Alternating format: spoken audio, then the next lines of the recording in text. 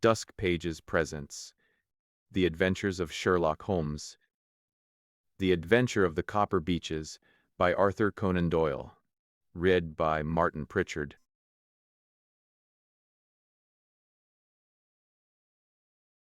It was obvious to me that my companion's mind was now made up about the case, although what his conclusions were was more than I could even dimly imagine. Several times during our homeward journey, I endeavored to sound him upon the point, but he always glided away to some other topic, until at last gave her in despair. It was not yet 3 when we found ourselves in our rooms once more. He hurried to his chamber, and was down again in a few minutes dressed as a common loafer. With his collar turned up, his shiny, seedy coat, his red cravat, and his worn boots, he was a perfect sample of the class. "I think that this should do," said he, glancing into the glass above the fireplace.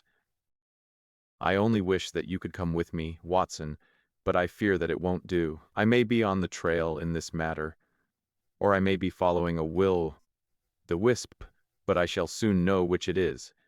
I hope that I may be back in a few hours." He cut a slice of beef from the joint upon the sideboard, sandwiched it between 2 rounds of bread, and thrusting this rude meal into his pocket, he started off upon his expedition. I had just finished my tea when he returned, evidently in excellent spirits, swinging an old elastic-sided boot in his hand. He chucked it down into a corner and helped himself to a cup of tea. "I only looked in as I passed," said he. "I am going right on." "Where to?" "Oh, to the other side of the West End. It may be some time before I get back. Don't wait up for me in case I should be late." "How you getting on?" "Oh, so. Nothing to complain of. I have been out to Streatham since I saw you last, but I did not call at the house. It is a very sweet little problem, and I would not have missed it for a good deal.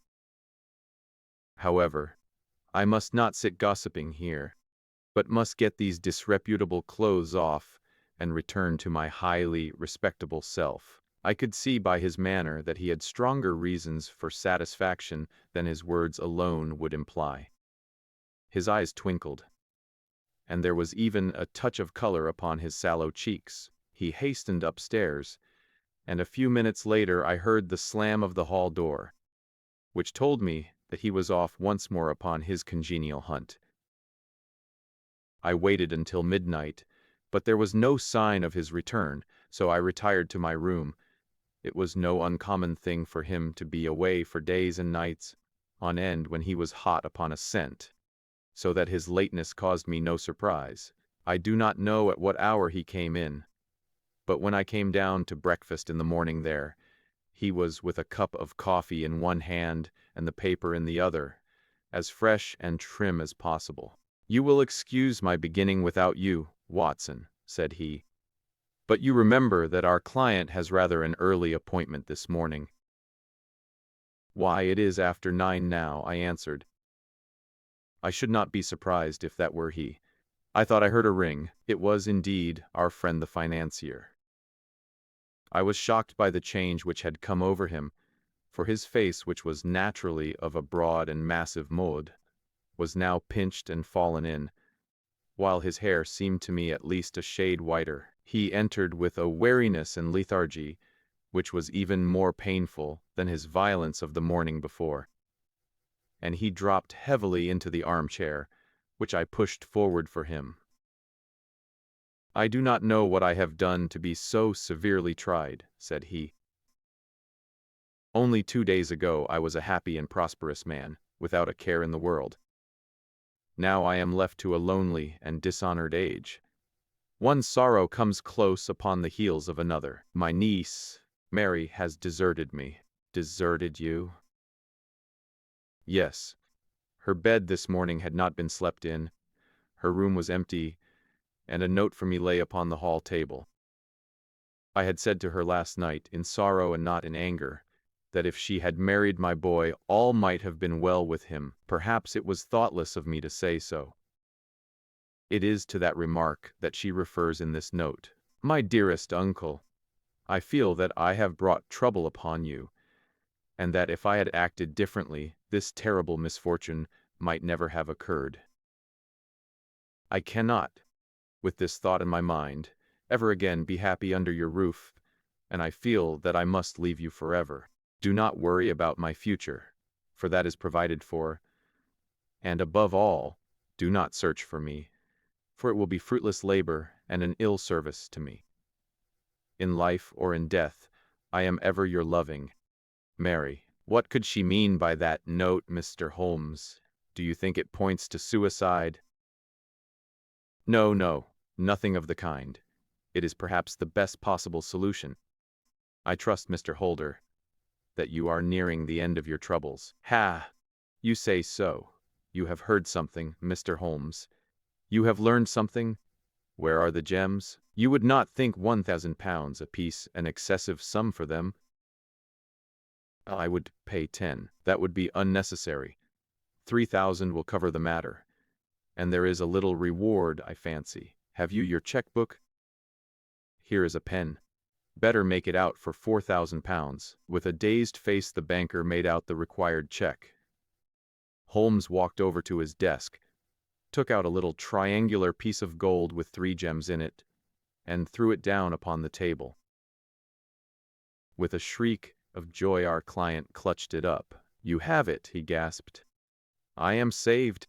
I am saved!" The reaction of joy was as passionate as his grief had been, and he hugged his recovered gems to his bosom. "There is one other thing you owe, Mr. Holder," said Sherlock Holmes rather sternly. "Oh," he caught up a pen. "Name the sum and I will pay it." "No, the debt is not to me. You owe a very humble apology to that noble lad, your son, who has carried himself in this matter as I should be proud to see my own son do, should I ever chance to have one." "Then it was not Arthur who took them?" "I told you yesterday, and I repeat today, that it was not." "You are sure of it? Then let us hurry to him at once to let him know that the truth is known."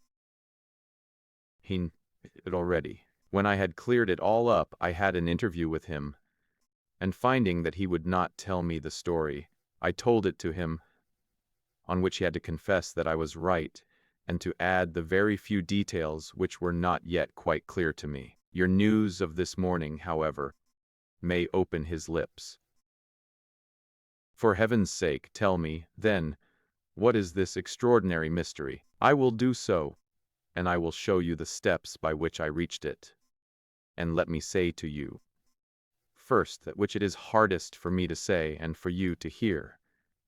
There has been an understanding between Sir George Burnwell and your niece Mary. They fled together. My Mary? Impossible. It is unfortunately more than possible. It is certain. Neither you nor your son knew the true character of this man when you admitted him into your family circle. He is one of the most dangerous men in England, a ruined gambler, an absolutely desperate villain, a man without heart or conscience. Your niece knew nothing of such men. When he breathed his vows to her, as he had done to 100 before her, she flattered herself that she alone had touched his heart. The devil knows best what he said, but at least she became his tool, and was in the habit of seeing him nearly every evening. "I cannot, and I will not, believe it," cried the banker with an ashen face. "I will tell you, then, what occurred in your house last night. Your niece, when you had, as she thought, gone to your room, slipped down and talked to her lover through the window which leads into the stable lane. His footmarks had pressed right through the snow, so long had he stood there. She told him of the coronet. His wicked lust for gold kindled at the news, and he bent her to his will. I have no doubt that she loved you, but there are women in whom the love of a lover extinguishes all other loves, and I think that she must have been one. She had hardly listened to his instructions when she saw you coming downstairs, on which she closed the window rapidly and told you about one of the servants' escapade with her wooden-legged lover, which was all perfectly true. Your boy, Arthur, went to bed after his interview with you, but he slept badly on account of his uneasiness about his club debts. In the middle of the night, he heard a soft tread pass his door. So he rose, looking out, was surprised to see his cousin walking very stealthily along the passage, until she disappeared into your dressing room. Petrified with astonishment, the lad slipped on some clothes and waited there in the dark to see what would come of this strange affair. Presently she emerged from the room again, and in the light of the passage lamp your son saw that she carried the precious coronet in her hands. She passed down the stairs, and he, thrilling with horror, ran along and slipped behind the curtain near your door, whence he could see what passed in the hall beneath. He saw her stealthily open the window, hand out the coronet to someone in the gloom, and then closing it once more hurry back to her room, passing quite close to where he stood hid behind the curtain. As long as she was on the scene he could not take any action, without a horrible exposure of the woman whom he loved. But the instant that she was gone he realized how crushing a misfortune this would be for you, and how all-important it was to set it right. He rushed down, just as he was, in his bare feet, opened the window, sprang out into the snow, and ran down the lane, where he could see a dark figure in the moonlight. Then something suddenly snapped, and your son, finding that he had the coronet in his hands, rushed back, closed the window, ascended to your room, and had just observed that the coronet had been twisted in the struggle, and was endeavoring to straighten it when you appeared upon the scene. "Is it possible?" gasped the banker. You then roused his anger by calling him names at a moment when he felt that he had deserved your warmest thanks.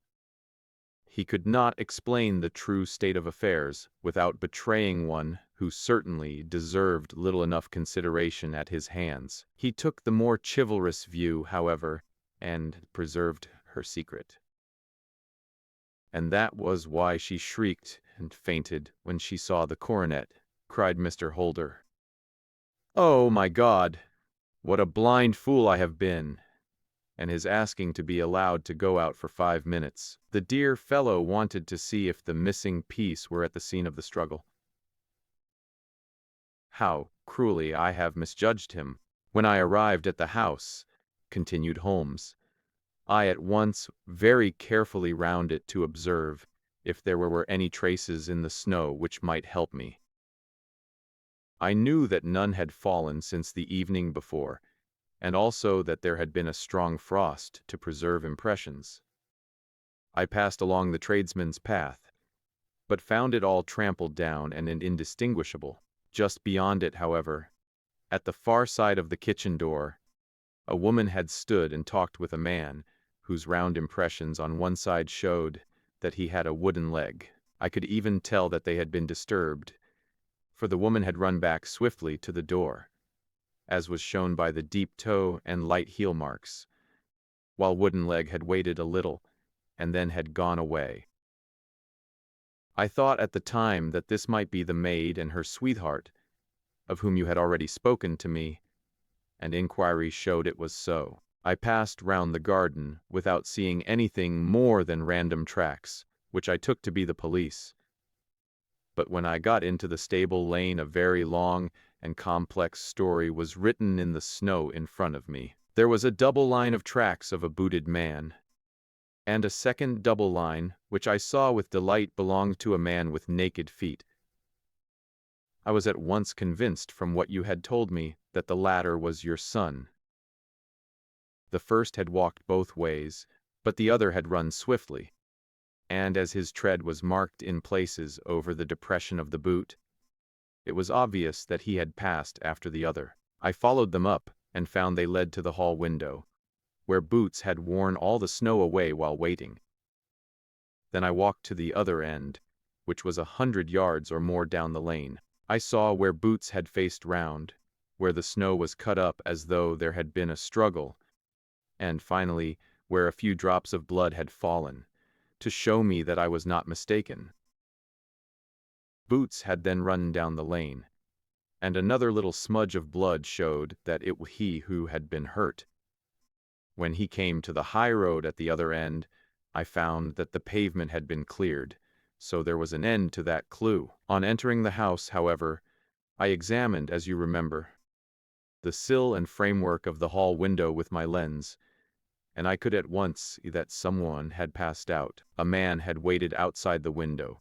Someone had brought the gems. The deed had been overseen by your son. He had pursued thief, had struggled with him. They had each tugged at the coronet, their united strength causing injuries which neither alone could have effected. He had returned with the prize, had left a fragment in the grasp of his opponent. So far I was clear. The question now was, who was the man and who was it brought him the coronet? It is an old maxim of mine that when you have excluded the impossible, whatever remains, however improbable, must be the truth. Now, I knew that it was not you who had brought it down, so there only remained your niece and the maids. But if it were the maids, why should your son allow himself to be accused in their place? There could be no possible reason. As he loved his cousin, however, there was an excellent explanation why he should retain her secret. The more so as the secret was a disgraceful one. When I remembered that you had seen her at that window, and how she had fainted on seeing the coronet again, my conjecture became a certainty. And who could it be who was her confederate? A lover, evidently, for who else could outweigh the love and gratitude which she must feel to you? I knew that you went out little, and that your circle of friends was a very limited one. But among them was Sir George Burnwell. I had heard of him before as being a man of evil reputation among women. It must have been he who wore those boots and retained the missing gems. Even though he knew that Arthur had discovered him, he might still flatter himself that he was safe. For the lad could not say a word without compromising his own family. I went in the shape of a loafer to Sir George's house, managed to pick up an acquaintance with his valet, learned that his master had cut his head the night before, and finally, at the expense of 6 shillings, made all sure by buying a pair of his cast-off shoes. With these I journeyed down to Streatham, and saw that they exactly fitted the tracks. I saw an ill-dressed vagabond in the lane yesterday evening, said Mr. Holder. Precisely. I found that I had my man, so I came home and changed my clothes. It was a delicate part which I had to play then, for I saw that a prosecution must be avoided to avert scandal. And I knew that so astute a villain would see that our hands were tied in the matter. I went and saw him. At first, of course, he denied everything. But when I gave him every particular that had occurred, he tried to bluster and took down a life-preserver from the wall. I knew my man, however, and I clapped a pistol to his head before he could strike. Then he became a little more reasonable. I told him that we would give him a price for the stones he held, £1,000 apiece. That brought out the first signs of grief that he had shown. Why, dash it all, said he, I've let them go at 600 for the 3. I soon managed to get the address of the receiver who had them, on promising him that there would be no prosecution. Off I set to him, and after much chaffering I got our stones at £1,000 apiece. Then I looked in upon your son, told him that all was right, and eventually got to my bed about 2 o'clock, after what I may call a really hard day's work, a day which has saved England from a great public scandal, said the banker, rising. Sir, I cannot find words to thank you, but you shall not find me ungrateful for what you have done. Your skill has indeed exceeded all that I have heard of it. And now I must fly to my dear boy to apologize to him for the wrong which I have done him. As to what you tell me of poor Mary, it goes to my very heart. Not even your skill can inform me where she is now. I think that we may safely say, returned Holmes, that she is wherever Sir George Burnwell is. It is equally certain, too, that whatever her sins are, they will soon receive a more than sufficient punishment. It is pleasant to me to observe, Sin, that you have so far grasped this truth, that in these little records of our cases, which you have been good enough to draw up, and I am bound to say, occasionally, to embellish, you have given prominence not so much to the many causes célèbres and sensational trials, in which I have figured, but rather to those incidents, which may have been trivial in themselves, but which have given room for those faculties of deduction and of logical synthesis, which I have made my special province. And yet, said I, smiling, I cannot quite hold myself absolved from the charge of sensationalism, which has been urged against my records.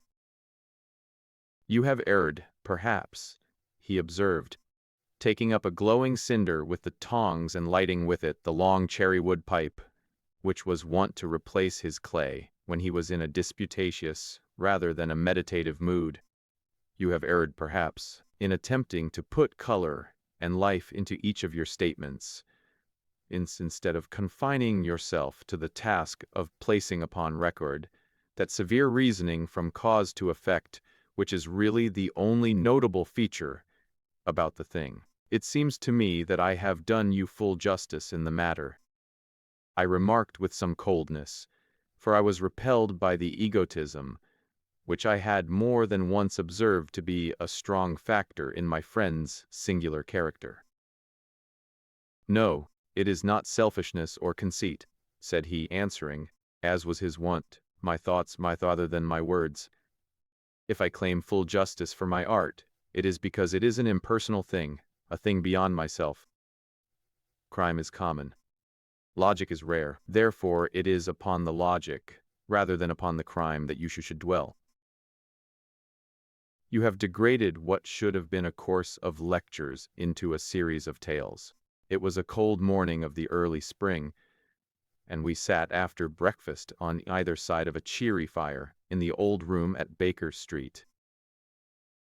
A thick fog rolled down between the lines of dun-colored houses, and the opposing windows loomed like dark, shapeless blurs through the heavy yellow wreaths. Sherlock Holmes had been silent all the morning, dipping continuously into the advertisement columns of succession of papers until at last, having apparently given up his search, he had emerged in no very sweet temper to lecture me upon my literary shortcomings.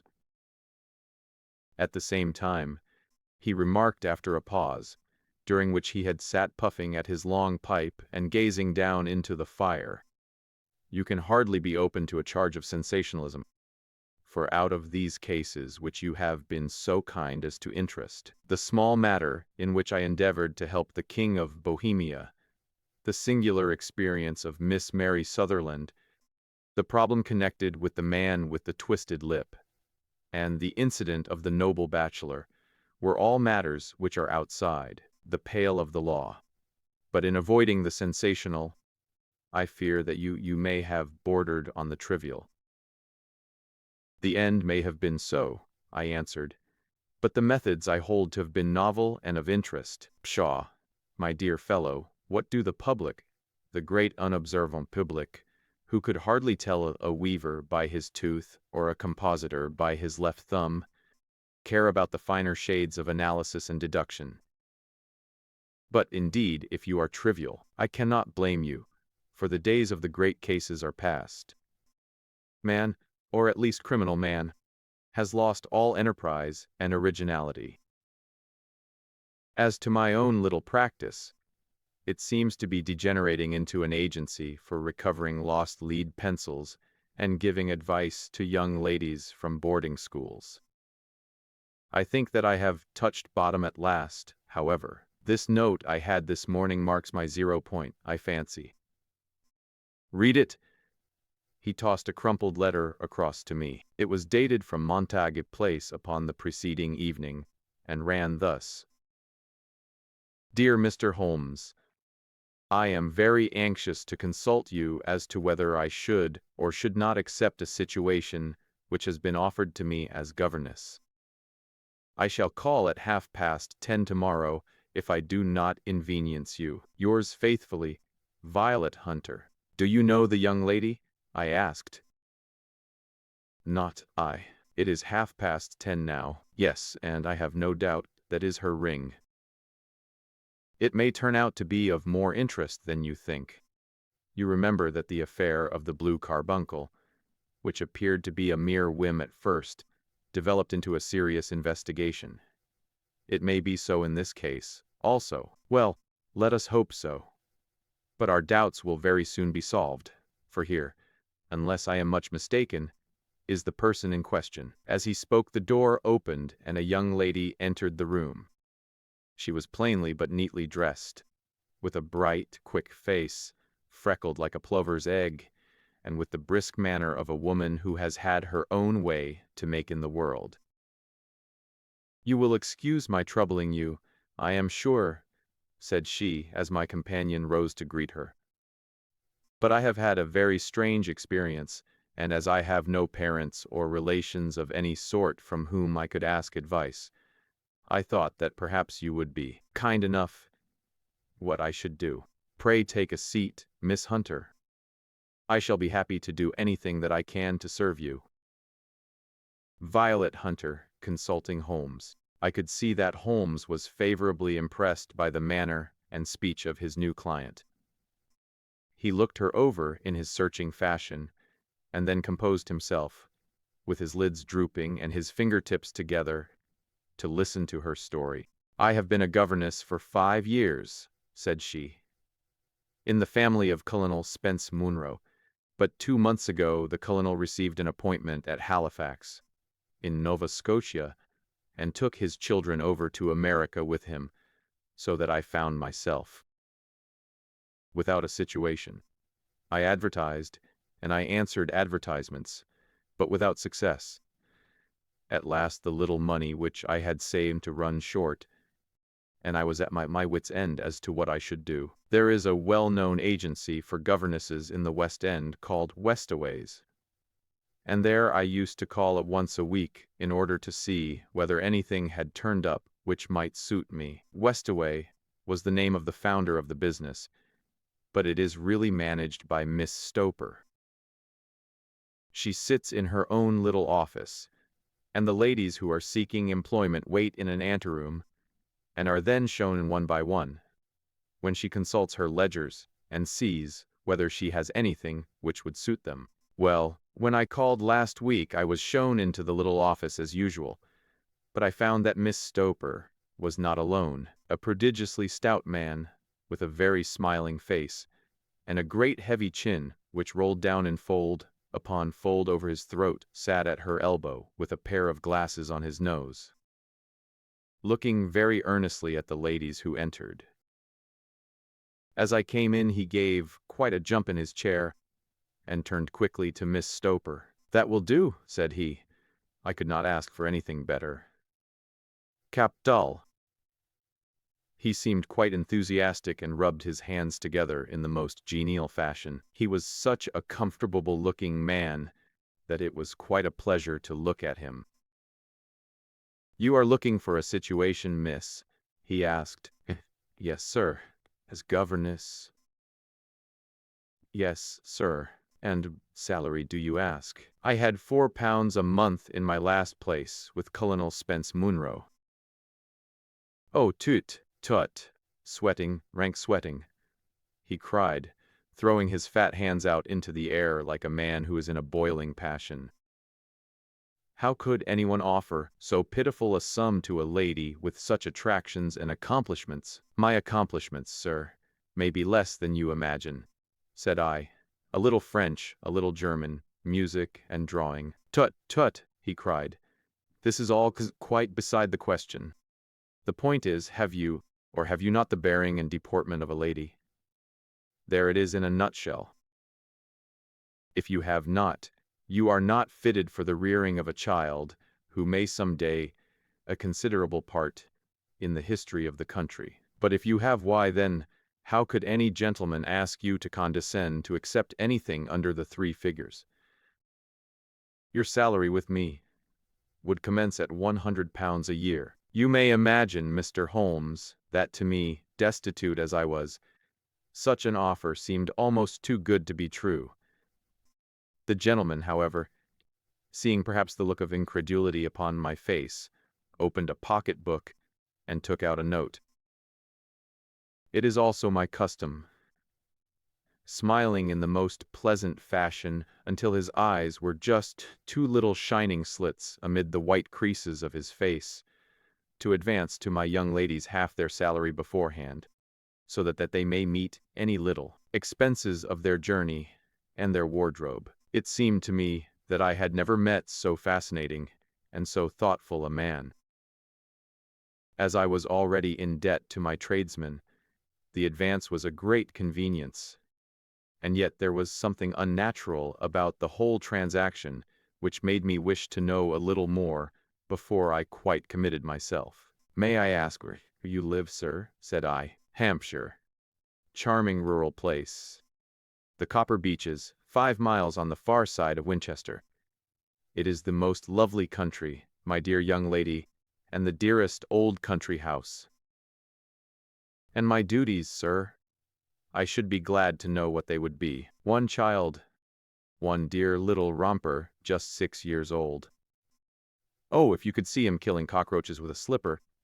Smack, smack, smack.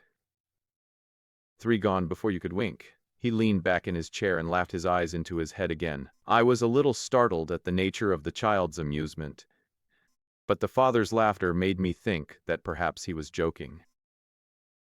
"My sole duties, then," I asked, "are to take charge of a single child?" "No, no, not the sole, not the sole, my dear young lady," he cried. "Your duty would be, as I am sure your good sense suggests, to obey any little commands my wife might give, provided always that they were such commands as a lady might with propriety obey. You see no difficulty, I should be happy to make myself useful." "Quite so. In dress now, for example. We are fatty people, you know, fatty but kind-hearted. If you were asked to wear any dress which we might give you, you would not object to our little whim, eh?" "No," said I, considerably astonished at his words. "Or to sit here, or sit there, that would not be offensive to you?" "Oh, no. Or to cut your hair quite short before you come to us." I could hardly believe my ears. As you may observe, Mr. Holmes, my hair is somewhat luxuriant, and of a rather peculiar tint of chestnut. It has been considered artistic. I could not dream of sacrificing it in this offhand fashion. "I am afraid that that is quite impossible," said I.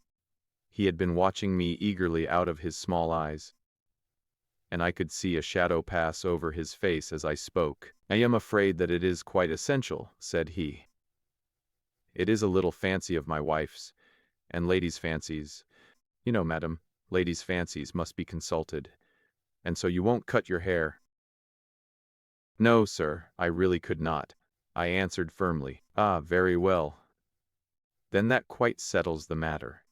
It is a pity, because in other respects you would really have done very nicely. In that case, Miss Stoper, I had best inspect a few more of your young ladies." The manageress had sat all this, while busy with her papers, without a word to either of us. But she glanced at me now with so much annoyance upon her face that I could not help suspecting that she had lost a handsome commission through my refusal. "Do you desire your name to be kept upon the books?" she asked. "If you please, Miss Stoper." "Well, really, it seems rather useless, since you refuse the most excellent offers in this fashion," said she sharply. "You can hardly expect us to exert ourselves to find another such opening for you. Good day to you, Miss Hunter." She struck a gong upon the table, and I was shown out by the page. Well, Mr. Holmes, when I got back to my lodgings and found little enough in the cupboard, and 2 or 3 bills upon the table, I began to ask myself whether I had not done a very foolish thing, after all. If these people had strange fads, and expected obedience on the most extraordinary matters, They were at least ready to pay for their eccentricity. Very few governesses in England are getting £100 a year. Besides, what use was my hair to me? Many people are wearing it short, and perhaps I should be among the number. Next day, I was inclined to think that I had made a mistake, and by the day after I was sure of it, I had almost overcome my pride, so far as to go back to the agency and inquire whether the place was still open when I received this letter from the gentleman himself. I have it here, and I will read it to you. The Copper Beeches, near Winchester. Dear Miss Hunter, Miss Stoper has very kindly given your address, and I write from here to ask you whether you have reconsidered your decision. My wife is very anxious that you should come, for she has been much attracted by my description of you. We are willing to give £30 a quarter, or £120 a year, so as to recompense you for any little inconvenience which our fads may cause you. They are not very exacting, after all. My wife is fond of a particular shade of electric blue, and would like you to wear such a dress indoors in the morning. You not, however, go to the expense of purchasing one, as we have one belonging to my dear daughter Alice, now in Philadelphia, which would, I should think, fit you very well. As regards your hair, it is no doubt a pity, especially as I could not help remarking its beauty during our short interview. But I am afraid that I must remain firm upon this point, and I only hope that the increased salary may recompense you for the loss. Your duties, as far as the child is concerned, are very light. Now do try to come, and I shall meet you with the dog-cart at Winchester. Let me know your train. Yours faithfully, Geoffrey Rucastle. That is the letter which I have just received, Mr. Holmes, and my mind is made up that I will accept it. I thought, however, that before taking the final step, I should like to submit the whole matter to your consideration. Well, Miss Hunter, if your mind is made up, that settles the question, said Holmes, smiling. But you would not advise me to refuse? I confess that it is not the situation which should like to see a sister of mine apply for. What is the meaning of it all, Mr. Holmes? Ah, I have no data. I cannot tell. Perhaps you have yourself formed some opinion? Well, there seems to me to be only one possible solution. Mr. Rucastle seemed to be a very kind, good-natured man. Is it not possible that his wife is a lunatic, that he desires to keep the matter quiet for fear she should be taken to an asylum, and that he humors her fancies in every way in order to prevent an outbreak? That is a possible solution. In fact, as matters stand, it is the most probable one.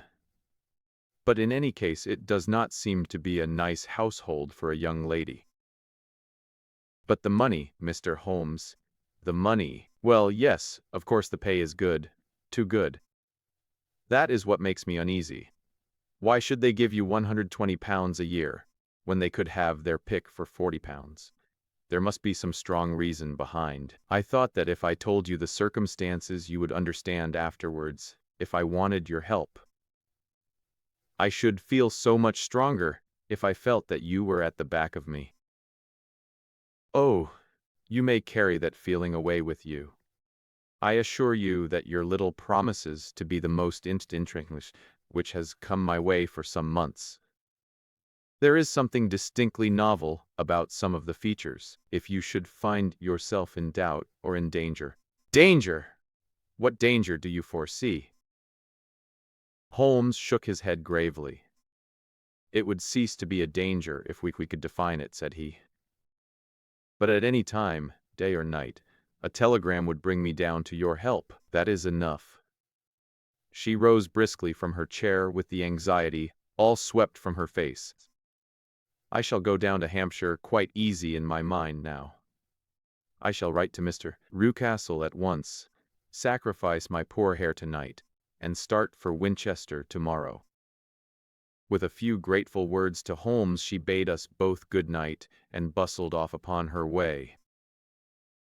At least, said I as we heard her quick, firm steps descending the stair. She seems to be a young lady who is very well able to take care of herself, and she would need to be, said Holmes gravely. I am much mistaken if we do not hear from her before many days are past. It was not very long before my friend's prediction was fulfilled. A fortnight went by, during which I frequently thoughts turning in her direction and wondering what strange side alley of human experience lonely woman had strayed into. The unusual salary, the curious conditions, the light duties, all pointed to something abnormal, though whether a fad or a plot, or whether the man were a philanthropist or a villain, it was quite beyond my powers to determine. As to Holmes, I observed that he sat frequently for half an hour on end, with knitted brows and an abstracted air, but he swept the matter away with a wave of his hand when I mentioned it. Data! Data! Data! He cried impatiently. I can't make bricks without clay. And yet he would always wind up by muttering that no sister of his should ever have accepted such a situation. The telegram which we eventually received came late one night, just as I was thinking of turning in, and Holmes was settling down to one of those all-night chemical researches which he frequently indulged in, when I would leave him stooping over a retort and a test tube at night and find him in the same position when I came down to breakfast in the morning. He opened the yellow envelope, and then, glancing at the message, threw it across to me. Just look up the trains in Bradshaw, said he, and turned back to his chemical studies. The summons was a brief and urgent one. Please be at the Black Swan Hotel at Winchester at midday tomorrow, it said. Do come. I am at my wit's end. Hunter, will you come with me? Asked Holmes, glancing up. I should wish to. Just then. There is a train at 9:30, said I, glancing over my Bradshaw. It is due at Winchester at 11:30. That will do very nicely. Then perhaps I had better postpone my analysis of the acetones, as we may need to be at our best in the morning. By 11 o'clock the next day we were well upon our way to the old English capital. Holmes had been buried in the morning papers all the way down, but after we had passed the Hampshire border, he threw them down and began to admire the scenery. It was an ideal spring day, a light blue sky, flecked with little fleecy white clouds drifting across from west to east. The sun was shining very brightly, and yet there was an exhilarating nip in the air, which set an edge to a man's energy. All over the countryside, away to the rolling hills around Aldershot, the little red and gray roofs of the farmsteadings peeped out from amid the light green of the new foliage. Are they not fresh and beautiful? I cried with all the enthusiasm of a man fresh from the fogs of Baker Street, but Holmes shook his head gravely. Do you know, Watson, said he, that it is one of the curses of a mind with a turn like mine that I must look at everything with reference to my own special subject. You look at these scattered houses, and you are impressed by their beauty. I look at them, and the only thought which comes to me is a feeling of their isolation and of the impunity with which crime may be committed there. Good heavens, I cried, who would associate crime with these dear old homesteads? They always fill me with a certain horror. It is my belief, Watson, founded upon my experience, that the lowest and vilest alleys in London do not present a more dreadful record of sin than does the smiling and beautiful countryside. You horrify me. There is no lane so vile that the scream of a tortured child, or the thud of a drunkard's blow, does not beget sympathy and indignation among the neighbors, and then the whole machinery of justice is ever so close that a word of complaint can set it going, and there is but a step between the crime and the dock. But look at these lonely houses, each in its own fields, filled for the most part with poor ignorant folk who know little of the law. Think of the deeds of hellish cruelty, the hidden wickedness which may go on, year in, year out, in such places, and none the wiser. Had this lady who appeals to us for help gone to live in Winchester, I should never have had a fear for her. It is the 5 miles of country which makes the danger. Still, it is clear that she is not personally threatened. No, if she can come to Winchester to meet us, she can get away. Quite so. She has her freedom. What can be the matter then? Can you suggest no explanation? I have devised 7 separate explanations, each of which would cover the facts as far as we know them. Which of these is correct can only be determined by the fresh information which we shall no doubt find waiting for us. Well, there is the tower of the cathedral, and we shall soon learn all that Miss Hunter has to tell. The Black Swan is an inn of repute in the High Street, at no distance from the station, and there we found the young lady waiting for us. She had engaged a sitting room, and our lunch awaited us upon the table. "I am so delighted that you have come," she said earnestly. "It is so very kind of you both, but indeed I do not know what I should do. Your advice will be altogether invaluable to me. Pray, what has happened to you?" "I will do so, and I must be quick, for I have promised Mr. Rucastle to be back before 3. I got his leave to come into town this morning, though he little knew for what purpose. Let us have everything in its due order." Holmes thrust his long, thin layout towards the fire and composed himself to listen. "In the first place, I may say that I have met, on the whole, with no actual ill treatment from Mr. and Mrs. Rucastle. It is only fair to them to say that. But I cannot understand them, and I am not easy in my mind about them." "What can you not understand?" "Their reasons for their conduct. But you shall have it all just as it occurred. When I came down, Mr. Rucastle met me here and drove me in his dog-cart to the Copper Beeches. It is, as he said, beautifully situated, but it is not beautiful in itself, for it is a large square block of a house, whitewashed, but all stained and streaked with damp and bad weather. There are grounds round it, woods on 3 sides, and on the 4th a field which slopes down to the Southampton highroad, which curves past about 100 yards from the front door. This ground in front belongs to the house, but the woods all round are part of Lord Southerton's preserves. A clump of copper beeches immediately in front of the whore has given its name to the place. I was driven over by my employer, who was as amiable as ever, and was introduced by him that evening to his wife and the child.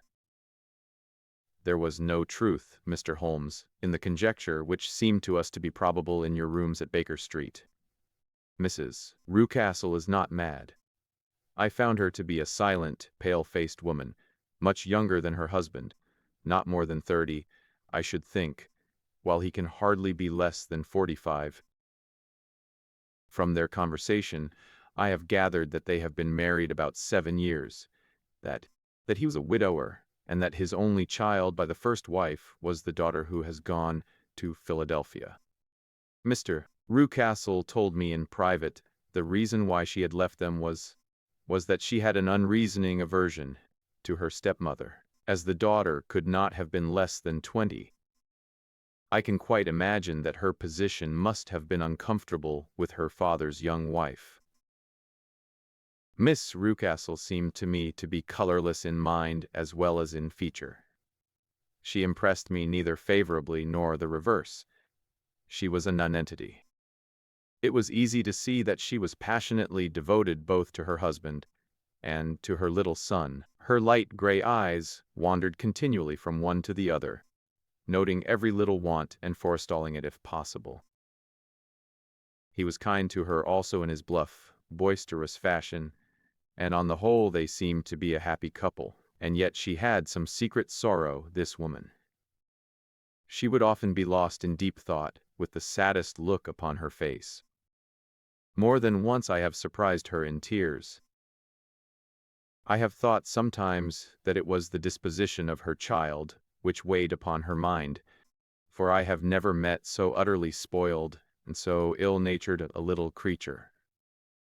He is small for his age, with a head which is quite disproportionately large. His whole life appears to be spent in an alternation between savage fits of passion and gloomy intervals of sulking. Giving pain to any creature weaker than himself seems to be his one idea of amusement, and he shows quite remarkable talent in planning the capture of mice, little birds and insects. But I would rather not talk about the creature, Mr. Holmes, and indeed, he has little to do with my story. I am glad of all details, remarked my friend, whether they seem to you to be relevant or not. I shall try not miss anything of importance. The one unpleasant thing about the house, which struck me at once, was the appearance and conduct of the servants. There are only two, a man and his wife. Taller, for that is his name, is a rough, uncouth man, with grizzled hair and whiskers, and a perpetual smell of drink. Twice since I have with them he has been quite drunk, and yet Mr. Rucastle seemed to take no notice of it. His wife is a very tall and strong woman with a sour face, as silent as Mrs. Rucastle, and much less amiable. They are a most unpleasant couple. But fortunately I spend most of my time in the nursery and my own room, which are next to each other in one corner of the building. For 2 days after my arrival at the Copper Beeches my life was very quiet. On the third, Mrs. Rucastle came down just after breakfast and whispered something to her husband. "Oh, yes," said he, turning to me, "we are very much obliged to you, Miss Hunter, for falling in with our whims so far as to cut your hair. I assure you that it has not detracted in the tiniest iota from your appearance. We shall now see how the electric blue dress will become you. You will find it laid out upon the bed in your room, and if you would be so good as to put it on, we should both be extremely obliged." The dress which I found waiting for me was of a peculiar shade of blue. It was of excellent material, a sort of beige, but it bore unmistakable signs of having been worn before. It could not have been a better fit if I had been measured for it. Both Mr. and Mrs. Rucastle expressed a delight at the look of it, which seemed quite exaggerated in its vehemence. They were waiting for me in the drawing-room, which is a very large room, stretching along the entire front of the house, with 3 long windows reaching down to the floor. A chair had been placed close to the central window, with its back turned towards it. In this I was asked to sit, and then Mr. Rucastle, walking up down on the other side of the room, began to tell me a series of the funniest stories that I have ever listened to. You cannot imagine how comical he was, and I laughed until I was quite weary. Mrs. Rucastle, however, who has evidently no sense of humor, never so much as smiled, but sat with her hands in her lap, and a sad, anxious look upon her face. After an hour or so, Mr.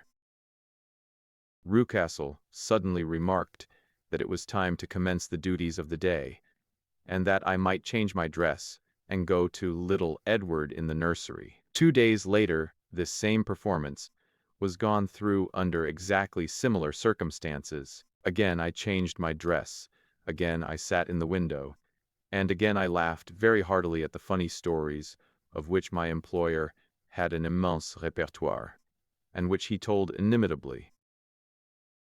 Then he handed me a yellow-backed novel, and moving my chair a little sideways, that my own shadow might not fall upon the page, he begged me to read aloud to him. I read for about 10 minutes, beginning in the heart of a chapter, and then suddenly, in the middle of a sentence, he ordered me to cease and to change my dress.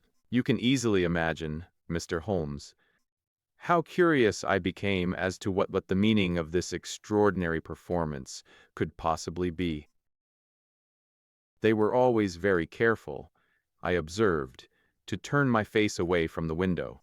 so that I became consumed with the desire to see what was going on behind my back. At first it seemed to be impossible, but I soon devised a means. My hand mirror had been broken, so a happy thought seized me, and I concealed a piece of the glass in my handkerchief. On the next occasion, in the midst of my laughter, I put my handkerchief up to my eyes, and was able with a little management to see all that there was behind me. I confess that I was disappointed. There was nothing. At least that was my first impression. At the second glance, however, I perceived that there was a man standing in the Southampton Road. A small bearded man in a gray suit, who seemed to be looking in my direction. The road is an important highway, and there are usually people there. This man, however, was leaning against the railings which bordered our field and was looking earnestly up. I lowered my handkerchief and glanced at Mrs. Rucastle to find her eyes fixed upon me with a most searching gaze. She said nothing, but I am convinced that she had divined that I had a mirror in my hand and had seen what was behind me. She rose at once. "Jeffro," said she, "there is an impertinent fellow upon the road there who stares up at Miss Hunter." "No friend of yours, Miss Hunter?" he asked. No one in these parts." "Dear me, how very impertinent. Kindly turn round and motion to him to go away. Surely it would be better to take no notice." "No, we should have him loitering here always. Kind turn round and wave him away like that." I did as I was told, and at the same instant Mrs. Rucastle drew down the blind. That was a week ago, and from that time I have not sat again in the window, nor have I worn the blue dress, nor seen the man in the road. "Pray continue," said Holmes. "Your narrative promises to be a most interesting one. You will find it rather disconnected, I fear, and there may prove to be little relation between the different incidents of which I speak. On the very first day that I was at the Copper Beeches, Mr. Rucastle took me to a small outhouse which stands near the kitchen door. As we approached it, I heard the sharp rattling of a chain, and the sound as of a large animal moving about. "Look in here," said Mr. Rucastle, showing me a slit between two planks. "Is he not a beauty?" I looked through, and was conscious of two glowing eyes, and of a vague figure huddled up in the darkness. "Don't be frightened," said my employer, laughing at the start which I had given. "It's only Carlo, my mastiff. I call him mine, but really old Toller, my groom, is the only man who can do anything with him. We feed him once a day, and not too much then, so that he is always as keen as mustard. Toller lets him loose every night, and God help the trespasser whom he lays his fangs upon. For goodness' sake, don't you ever on any pretext set your foot over the threshold at night, for it's as much as your life is worth." The warning was no idle one, for 2 nights later I happened to look out of my bedroom window about 2 o'clock in the morning. It was a beautiful moonlight night, and the lawn in front of the house was silvered over and almost as bright as day. I was standing, wrapped in the peaceful beauty of the scene, when I was aware that something was moving under the shadow of the Copper Beeches. As it emerged into the moonshine, I saw what it was. It was a giant dog, as large as a calf, tawny tinted, with hanging jowl, black muzzle, and huge projecting bones. It walked slowly across the lawn and vanished into the shadow upon the other side. That dreadful sentinel sent a chill to my heart, which I do not think that any burglar could have done. And now I have a very strange experience to tell you. I had, as you know, cut off my hair in London, and I had placed it in a great coil at the bottom of my trunk. One evening, after the child was in bed, I began to amuse myself by examining the furniture of my room and by rearranging my own little things. There was an old chest of drawers in the room, the 2 upper ones empty and open, the lower one locked. I had filled the first 2 with my linen, and as I had still much to pack away, I was naturally annoyed at not having the use of the third drawer. It struck me that it might have been fastened by a mere oversight, so I took out my bunch of keys and tried to open it. The very first key fitted to perfection, and I drew the drawer open. There was only one thing in it, but I am sure that you would never guess what it was. It was my coil of hair. I took it up and examined it. It was of the same peculiar tint and the same thickness. But then the impossibility of the thing obtruded itself upon me.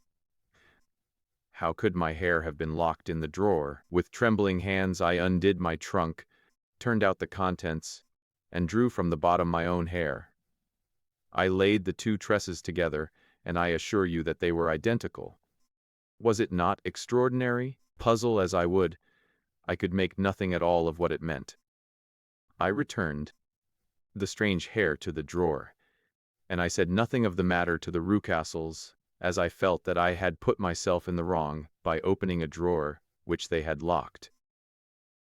I am naturally observant, as you may have remarked, Mr. Holmes, and I soon had a pretty good plan of the whole house in my head. There was one wing, however, which appeared not to be inhabited at all. A door which faced that which led into the quarters of the Tollers opened into this suite, but it was invariably locked. One day, however, as I ascended the stair, I met Mr. Rucastle coming out through this door, his keys in his hand, and a look on his face which made him a very different person to the round, jovial man to whom I was accustomed. His cheeks were red, his brow was all crinkled with anger, and the veins stood out at his temples with passion. He locked the door and hurried past me without a word or a look. This aroused my curiosity. So when I went out for a walk in the grounds with my charge, I strolled round to the side from which I could see the windows of this part of the house. There were 4 of them in a row, 3 of which were simply dirty, while the 4th was shuttered up. They were evidently all deserted. As I strolled up and down, glancing at them occasionally, Mr. Rucastle came out to me, looking as merry and jovial as ever. "Ah," said he, "you must think me rude if I passed you with a word, my dear young lady." I was preoccupied with business matters. I assured him that I was not offended. "By the way," said I, "you seem to have quite a suite of spare rooms up there, and one of them has the shutters up." He looked surprised and, as it seemed to me, a little startled at my remark. "Photography is one of my hobbies," said he. "I have made my dark room up there." Dear me, what an observant young lady we have come upon. Who would have believed it? Who would have ever believed it? He spoke in a jesting tone, but there was no jest in his eyes as he looked at me. I read suspicion there and annoyance, but no jest.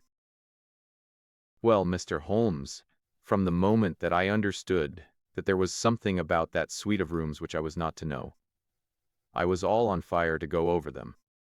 It was not mere curiosity, though I have my share of that. It was more a feeling of duty, a feeling that some good might come from my penetrating to this place. They talk of woman's instinct. Perhaps it was woman's instinct which gave me that feeling. At any rate, it was there, and I was keenly on the lookout for any chance to pass the forbidden door. It was only yesterday that the chance came. I may tell you that, besides Mr. Rucastle, both Toller and his wife find something to do in these deserted rooms, and I once saw him carrying a large black linen bag with him through the door. Recently he has been drinking hard, and yesterday evening he was very drunk. And when I came upstairs there was the key in the door. I have no doubt at all that he had left it there. Mr. and Mrs. Rucastle were both downstairs, and the child was with them, so that I had an admirable opportunity. I turned the key gently in the lock, opened the door, and slipped through. There was a little passage in front of me, unpapered and uncarpeted, which turned at a right angle at the farther end. Round this corner were 3 doors in a line, the first and third of which were open. They each led into an empty room, dusty and cheerless.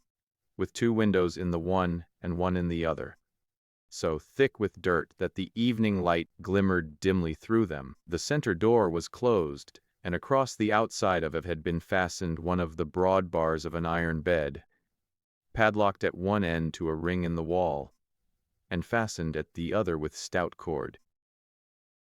The door itself was locked as well, and the key was not there. This barricaded door corresponded clearly with the shuttered window outside, and yet could see by the glimmer from beneath it that the room was not in darkness. As I stood in the passage gazing at the sinister door, and wondering what secret it might veil, I suddenly heard the sound of steps within the room, and saw a shadow pass backward and forward against the little slit of dim light which shone out from under the door. A mad, unreasoning terror rose up in me at the sight, Mr. Holmes. My overstrung nerves failed me suddenly, and I turned and ran as though some dreadful hand were behind me clutching at the skirt of my dress. I rushed down the passage, through the door, and straight into the arms of Mr. Rucastle, who was waiting outside. "So," said he, smiling, "it was you then. I thought that it must be when I saw the door open." "Oh, I am so frightened," I panted. My dear young lady, you cannot think how caressing and soothing his manner was. And what has frightened you, my dear young lady? But his voice was just a little too coaxing. He overdid it. I was keenly on my guard against him. "I was foolish enough to go into the empty wing," I answered. "But it is so lonely and eerie in this dim light that I was frightened and ran out again. Oh, it is so dreadfully still in there." "Only that?" said he, looking at me keenly. "Why, what did you think?" I asked. "Why do you think that I lock this door?" "I am sure that I do not know. It is to keep people out who have no business there. Do you see?" He was still smiling in the most amiable manner. "I am sure if I had known." "Well, you know now. And if you ever put your foot over that threshold again—" Here in an instant the smile hardened into a grin of rage, and he glared down at me with the face of a demon. "I'll throw you to the mastiff." I was so terrified that I do not know what I did. I suppose that I must have rushed past him into my room. I remember nothing until I found myself lying on my bed trembling all over. Then I thought of you, Mr. Holmes. I could not live there longer without some advice. I was frightened of the house, of the man, of the servants, even of the child. They were all horrible to me. If I could only bring you down, all would be well. Of course, I might have fled from the house, but my curiosity was almost as strong as my fears. My mind was soon made up. I would send you a wire. A horrible doubt came into my mind as I approached the door lest the dog might be loose. But I remembered that Toller had drunk himself into a state of insensibility that evening, and I knew that he was the only one in the household who had any influence with the savage creature, or who would venture to set him free. I slipped in safety and lay awake half the night in my joy at the thought of seeing you. I had no difficulty in getting leave to come into Winchester this morning, but I must be back before 3 o'clock, for Mr. and Mrs. Rucastle are going on a visit, and will be away all the evening, so that I must look after the child. Now I have told you all my adventures, Mr. Holmes, and I should be very glad if you could tell me what it all means, and, above all, what I should do. Holmes and I had listened spellbound to this extraordinary story. My friend rose now and paced up and down the room, his hands in his pockets, and an expression of the most profound gravity upon his face.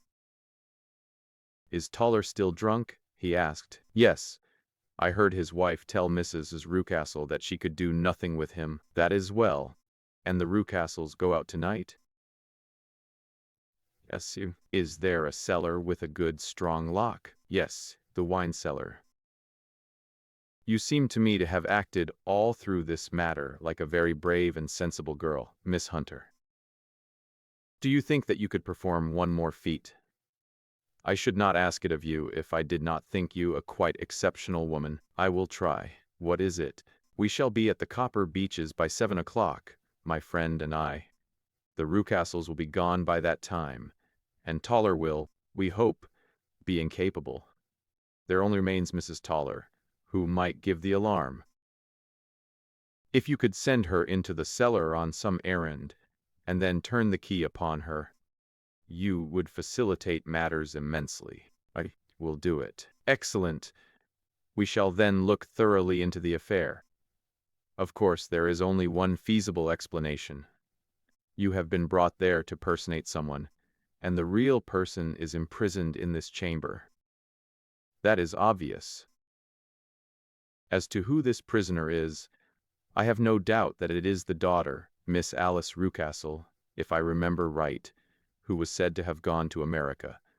You were chosen, doubtless, as resembling her in height, figure, and the color of your hair. The man in the road was undoubtedly some friend of hers, possibly her fiancé. And no doubt, as you wore the girl's dress, and were so like her, he was convinced from your laughter, whenever he saw you, and afterwards from your gesture, that Miss Rucastle was perfectly happy, and that she no longer desired his attentions. The dog is let loose at night to prevent him from endeavoring to communicate with her. So much is fairly clear. The most serious point in the case is the disposition of the child. What on earth has that to do with it? I ejaculated. My dear Watson, you as a medical man are continually gaining light as to the tendencies of a child by the study of the parents. Don't you see that the converse is equally valid? I have frequently gained my first real insight into the character of parents by studying their children. This child's disposition is abnormally cruel, merely for cruelty's sake, and whether he derives this from his smiling father, as I should suspect, or from his mother, it bodes evil for the poor girl who is in their power. I am sure that you are right, Mr. Holmes, cried our client. 1,000 things come back to me which make me certain that you have hit it. Oh, let us lose not an instant in bringing help to this poor creature. We must be circumspect, for we are dealing with a very cunning man. We can do nothing until 7 o'clock. At that hour we shall be with you, and it will not be long before we solve the mystery. We were as good as our word, for it was just 7 when we reached the Copper Beeches, having put up our trap at a wayside public house. The group of trees, with their dark leaves shining like burnished metal in the light of the setting sun, were sufficient to mark the house, even had Miss Hunter not been standing smiling on the doorstep. "Have you managed it?" asked Holmes. A loud thudding noise came from somewhere downstairs. "That is Mrs. Toller in the cellar," said she. "Her husband lies snoring on the kitchen rug.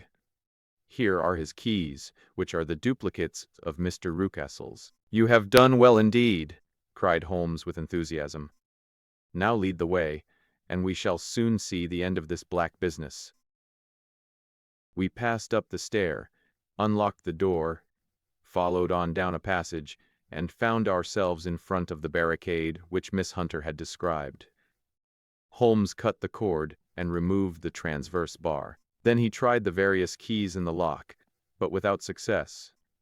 No sound came from within, and at the silence Holmes' face clouded over. "I trust that we are not too late," said he. "I think, Miss Hunter, that we had better go in without you. Now, Watson, put your shoulder to it, and we shall see whether we cannot make our way in." It was an old rickety door, and gave at once before our united strength. Together we rushed into the room. It was empty. There was no furniture save a little pallet bed, a small table, and a basketful of linen. The skylight above was open, and the prisoner gone. "There has been some villainy here," said Holmes. "This beauty has guessed Miss Hunter's intentions, and has carried his victim off. But how? Through the skylight. We shall soon see how he managed it. He swung himself up onto the roof. Ah, yes, he cried. Here's the end of a long light ladder against the eaves. That is how he did it. But it is impossible, said Miss Hunter. The ladder was not there when the Rucastles went away. He has come back and done it. I tell you that he is a clever and dangerous man. I should not be very much surprised if this were he whose step I hear now upon the stair. I think, Watson, that it would be as well for you to have your pistol ready. The words were hardly out of his mouth before a man appeared at the door of the room, a very fat and burly man, with a heavy stick in his hand. Miss Hunter screamed and shrunk against the wall at the sight of him. But Sherlock Holmes sprang forward and confronted him. "You villain," said he, "where's your daughter?" The fat man cast his eyes round and then up at the open skylight. "It is for me to ask you that," he shrieked. "Spies and thieves, I have caught you. Have I? You are in my power. I'll serve you." He turned and clattered down the stairs as hard as he could go. "He's gone for the dog," cried Miss Hunter. "I have my revolver," said I. "Better close the front door," cried Holmes, and we all rushed down the stairs together. We had hardly reached the hall when we heard the baying of a hound, and then a scream of agony, with a horrible, worrying sound which it was dreadful to listen to. An elderly man with a red face and shaking limbs came staggering out at a side door. "My God!" he cried. "Someone has loosed the dog. It's not been fed for 2 days. Quick, quick, or it'll be too late." The mastiff attacking Rucastle. Holmes and I rushed out and round the angle of the house, with Toller hurrying behind us. There was the huge famished brute, its black muzzle buried in Rucastle's throat, while he writhed and screamed upon the ground. Running up, I blew its brains out, and it fell over with its keen white teeth still meeting in the great creases of his neck. With much labor we separated them and carried him, living but horribly mangled, into the house. We laid him upon the drawing-room sofa, and having dispatched the sobered Toller to bear the news to his wife, I did what I could to relieve his pain. We were all assembled round him when the door opened, and a tall, gaunt woman entered the room. "Mrs. Toller," cried Miss Hunter. "Yes, miss. Mr. Rucastle let me out when he came back before he went up to you." "Ah, miss, it is a pity you didn't let me know what you were planning, for I would have told you that your pains were wasted." "Ha!" said Holmes, looking keenly at her. "It's clear that Mrs. Toller knows more about this matter than anyone else." "Yes, sir, I do, and I am ready enough to tell what I know." "Then, pray sit down, and let us hear it, for there are several points on which I must confess that I am still in the dark." "I will soon make it clear to you," said she. "And I'd have done so before now if I could have got out from the cellar.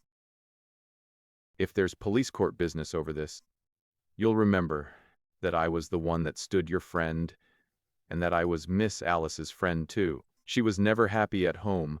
Miss Alice wasn't, from the time that her father married again. She was slighted like, and had had no say in anything, but it never really became bad for her until after she met Mr. Fowler at a friend's house. As well as I could learn, Miss Alice had rights of her own by will, but she was so quiet and patient, that she never said a word about them, but just left everything in Mr. Rucastle's hands. He knew he was safe with her, but when there was a chance of a husband coming forward, who would ask for all that the law would give him, then her father thought it time to put a stop on it. He wanted her to sign a paper, so that whether she married or not, he could use her money. When she wouldn't do it, he kept on worrying her until she got brain fever, and for 6 weeks was at death's door. Then she got better at last, all worn to a shadow, and with her beautiful hair cut off.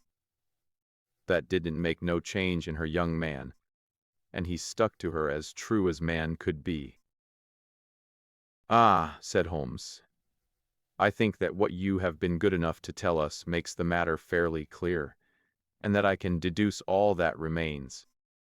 Mr. Rucastle, then, I presume, took to this system of imprisonment? Yes, sir, and brought Miss Hunter down from London in order to get rid of the disagreeable persistence of Mr. Fowler. That was it, sir. But Mr. Fowler, being a persevering man, as a good seaman should be, blockaded the house, and having met you succeeded by certain arguments, metallic or otherwise, in convincing you that your interests were the same as his. Mr. Fowler was a very kind-spoken, free-handed gentleman, said Mrs. Toller serenely. And in this way he managed that your good man should have no want of drink, and that a ladder should be ready at the moment, when your master had gone out. You have it, sir, just as it happened. I am sure we owe you an apology, Mrs. Toller, said Holmes, for you have certainly cleared up everything which puzzled us. And here comes the country surgeon and Mrs. Rucastle. So I think that best escort Miss Hunter back to Winchester, as it seems to me that our locus standi now is rather a questionable one. And thus was solved the mystery of the sinister house with the copper beeches in front of the door. Mr. Rucastle survived, but was always a broken man, kept alive solely through the care of his devoted wife. They still live with their old servants, who probably know so much of Rucastle's past life that he finds it difficult to part from them. Mr.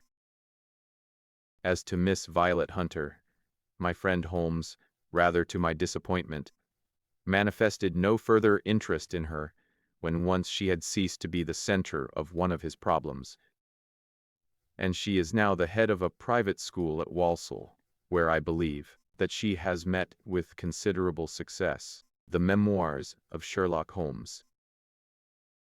Silver Blaze, The Yellow Face, The Stockbroker's Clerk, the Gloria Scott, The Musgrave Ritual, The Reigate Puzzle, The Crooked Man, The Resident Patient, The Greek Interpreter, Naval Treaty, The Final Problem,